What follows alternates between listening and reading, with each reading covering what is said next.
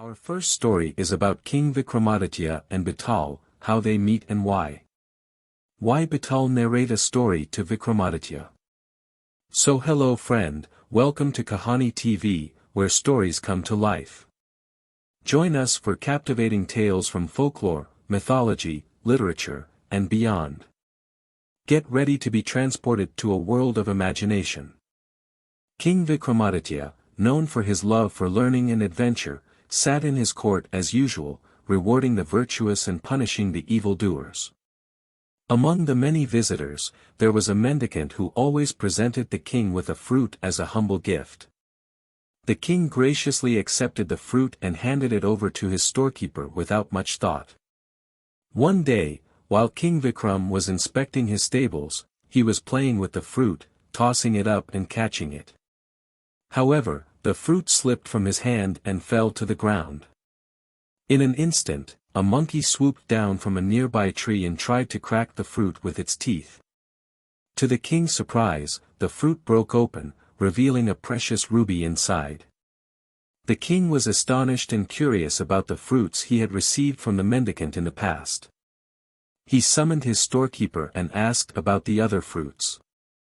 The storekeeper informed him that he had thrown them all into the royal store through the window, as instructed. When the fruits were brought before the king, he was delighted to see that each one of them contained a precious ruby. The next day, when the mendicant visited the king, he was given special attention. The king asked him why he had bestowed such kindness upon him. The mendicant replied that he had a special task for the king that required courage and secrecy. He asked the king to meet him under a banyan tree in the center of the cremation ground beyond the city, at night, on the 14th day of the dark half of the month. Though hesitant, the spirit of adventure got the better of King Vikramaditya, and he agreed to meet the mendicant at the appointed time and place.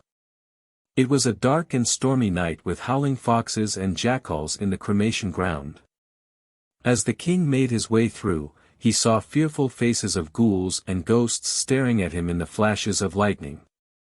However, undaunted, he reached the banyan tree where the mendicant was waiting. The mendicant disclosed that he needed a corpse that hung from a distant tree in the cremation ground to perform certain occult rites and gain special powers. The king was tasked with fetching the corpse for him. Despite the eerie atmosphere, King Vikramaditya braved the weather and the darkness, and with a burning torch, he found the corpse hanging from the tree. He climbed the tree and cut the rope with his sword. As the corpse fell to the ground, it laughed. Surprised, the king asked why the corpse was laughing. In response, the corpse slipped away from his hands and hung back on the tree.